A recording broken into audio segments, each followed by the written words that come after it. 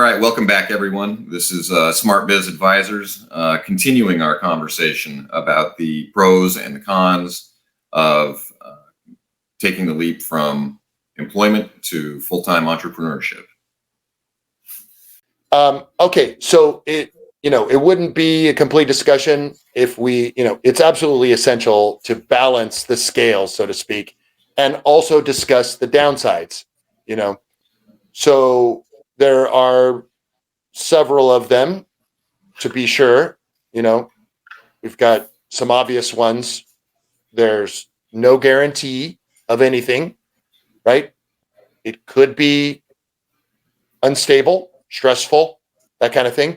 What for you, what do you think is the number one con for transferring from a full-time employee to a full-time entrepreneur?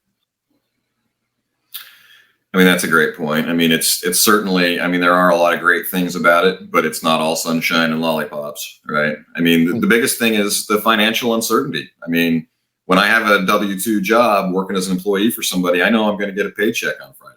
I don't know that I'm going to do that in this business. I mean, once you build it up and you create some, regularity in the business, then there's more stability. But the reality is, you could lose a big client. You could have something bad that comes along and, cuts off, 80% of your business. So it's not certain what you're going to have. And that's scary for a lot of people. I mean, it's scary for everybody, right? I mean, if I didn't, if any of us, didn't have an income stream coming, on a regular basis, that's, we all need to eat. We all have to have a place to live. So that's definitely a con. Yep. Certainly the financial risk is enormous. And so that's going to create all kinds of anxiety and stress, potentially. So it definitely is important for someone to take this into consideration before they make that leap. So for me, in addition to that financial uncertainty, I think that the workload and the increased responsibility is also a major con, right? I mean, you're going to, maybe in your full-time employment, you are doing quality control. But now, if you jump over to full-time entrepreneurship, not only are you making sure the products are good quality, but you also have to convince people to sell them, and you have to service them when they're broken, and so many other things. I think that is probably even more than financial uncertainty. It's one thing to not know where next month's rent's going to come from, but it's also another thing to have a huge list of things to do, and not know, when or where or when they will end, that kind of thing. That's very true. I mean, the reality is that, when you're working for somebody else, your responsibility is usually fairly limited, and it's generally pretty well defined. When you're doing this, your responsibility is everything. If something goes wrong in the business, it's your fault. So it's your responsibility, so you're responsible for making sure that the operation runs, from everything that that you know about, and all the things that you don't know about. Right. So there's a tremendous responsibility, and there's stress that goes along with that. And there's a ton of work that goes along with that. Right. I mean, it is, you don't get to go home at 5 o'clock. You don't get to, quit on the weekends.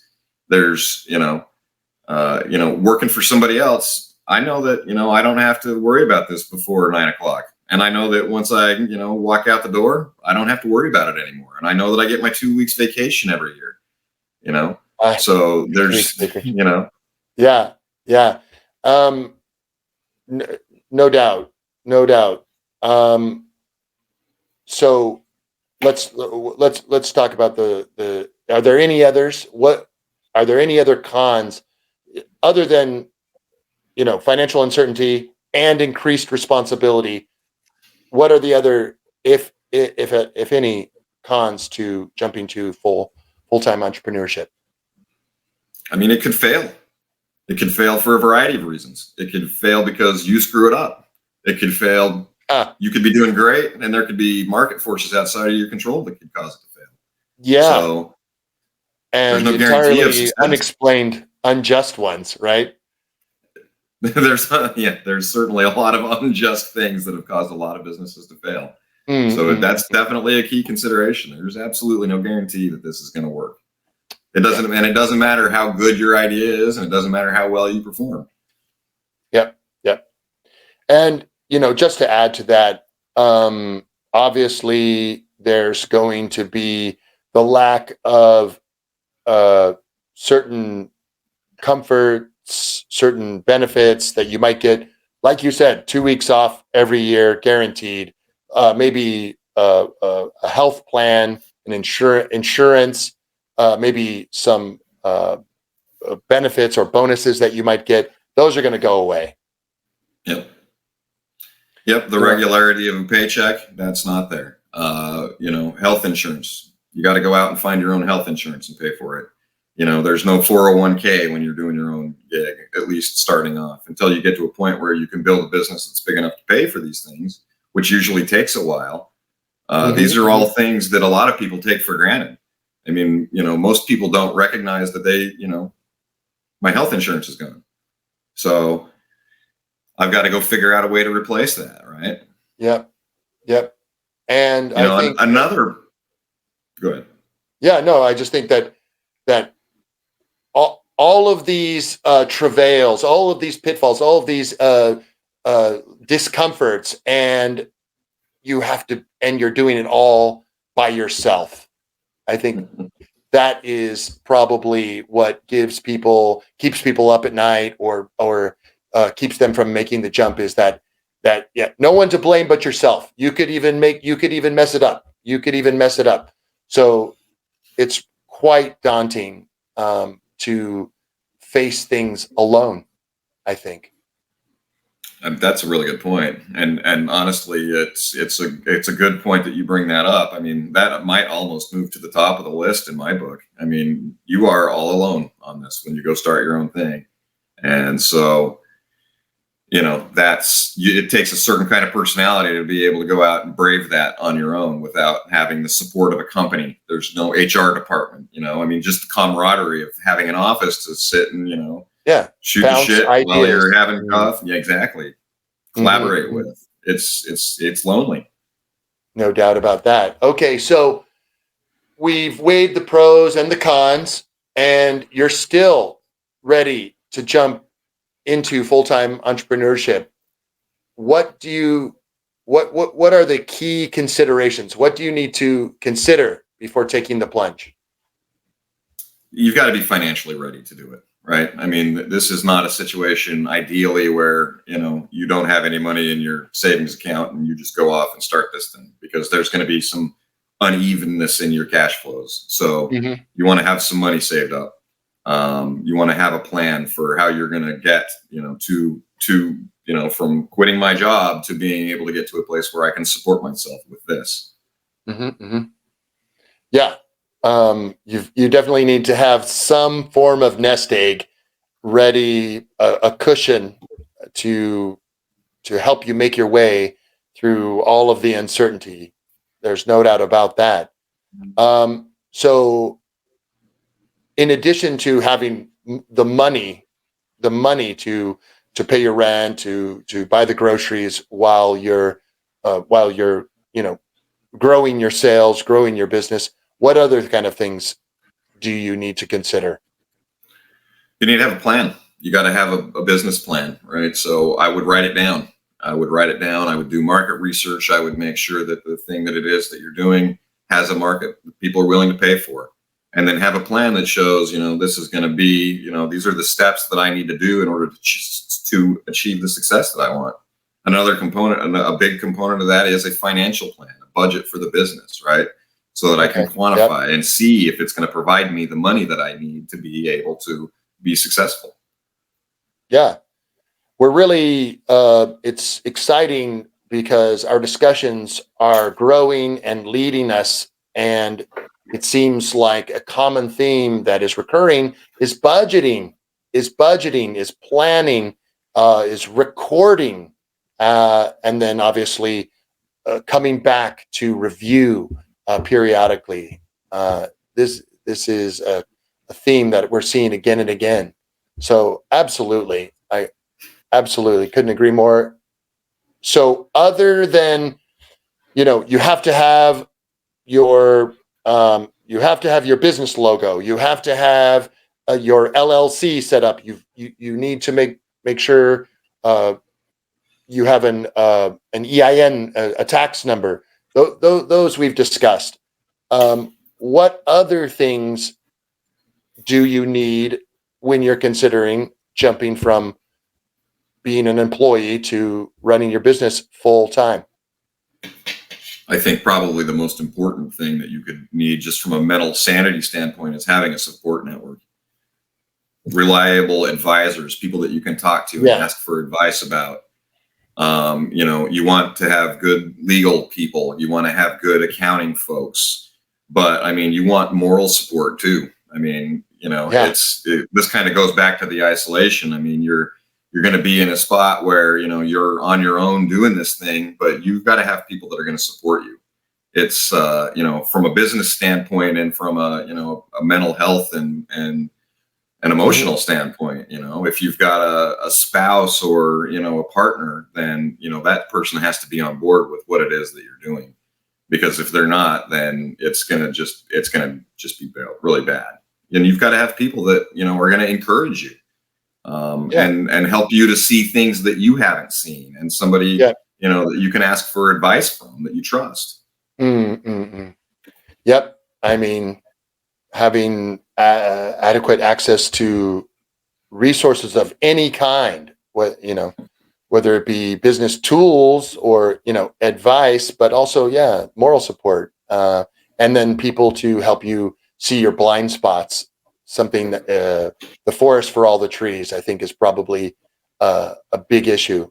You could be excited about your widget or about your service, but you're not fully considering the flip side of that equation. So, building a support network, absolutely paramount, extremely important. And I think maybe last, but definitely not least, is your personal preparedness, mental and emotional preparedness. You're going to absolutely be having long days, long weeks. You're going to be probably doing stuff on the weekend and on Saturday night. And so this is going to be stressful. It's going to be taxing. You need to be ready for that. And that probably means a lot of different things. What is your advice for an entrepreneur? He or she wants to leave behind their company and build their own company. What kind of mental and emotional preparedness do they need? So it really takes a certain kind of personality to be able to go out and do this. You've got to have a positive attitude. I mean, if you are somebody that is going to, look for the worst in every situation, you're going to find it doing this, because things absolutely go wrong, right? Things go wrong all the time. And so it is imperative that you are resilient, right? Things are going to go wrong. You got to figure out how to deal with it, and you got to bounce back, and you can't worry about that stuff. You just got to move forward. Determination. You've got to keep pressing forward, right? Because there's going to be a lot of setbacks. I mean, you and I have both encountered lots of setbacks, and you just got to keep moving forward. So if you don't have the right mindset and a positive approach that I'm going to be able to make this work, and I know that I can do this, then you're really setting yourself up for failure. I mean, there's another aspect of this is there's great times when you do this, and there's not so great times when you're doing this. So you've got to be able to work your way through from a mental and personal and emotional standpoint, I got to be able to deal with these highs and lows. And the highs are great, but you can't get too high on them. And conversely, the lows, you can't let them take you down too much. So you've got to have a really good, emotional regulation to be able to do this sort of thing. Yeah, well put, man. That's really meaningful. Yeah, I think that folks listening to this can appreciate that. It's important to be able to temper yourself and, yeah, be able to absorb the bad and not get too ebullient with the good, right? Because that can also lead to missteps and so forth. And I think it's important to recognize that it's okay to make a gradual transition. You may want to go full time, but if you can't, if you're able to make a gradual transition, that's something that you can consider, right? Do you have any advice for somebody? We talked about some of the tools, some of the options, some of the considerations. What can you do to make this switch better or easier or more successful?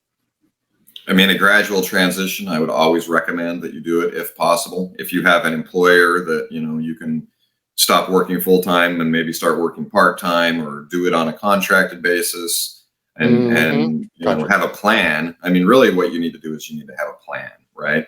And maybe that plan is cutting it off, and not working with them anymore. But if you can gradually transition out, then you can kind of get some of the benefits of the employment. Maybe you keep your health insurance for a while. Maybe you keep a regular paycheck, even though it's smaller, while you work on this. That would be, an ideal situation. Yeah. Yeah. There are many ways, evenings, weekends. There are proxies. You could empower others. There are many options. So it's not necessarily, it's not necessary that you jump into 100% entrepreneurship right away. Right. So, obviously the potential rewards are substantial, but the risks and challenges are equally significant. So, Mark, do you have any sort of final advice or any other key points that we need to point out to complete this discussion? Just to sum it up, there are a lot of cons, there's a lot of pros, and really what it comes down to is your own, personal desire. I mean, do I want the freedom? Do I want the insecurity? I mean, these are big things that you need to consider. And it's there's a lot of uncertainty with doing something like this. So if you're okay dealing with uncertainty and, you have a higher risk reward tolerance, then this is probably something that's for you. If you like the stability of getting a paycheck, you should probably really, really consider this. If you have a hard time dealing with things that are unexpected, this is probably something you should really think hard about doing. Because there's going to be so many things that are going to come up that are not what you anticipated, way more than, I heard somebody say, the only certainty about a plan that you create in a business is that it's not going to go according to plan. Yeah. Yeah, that's for sure.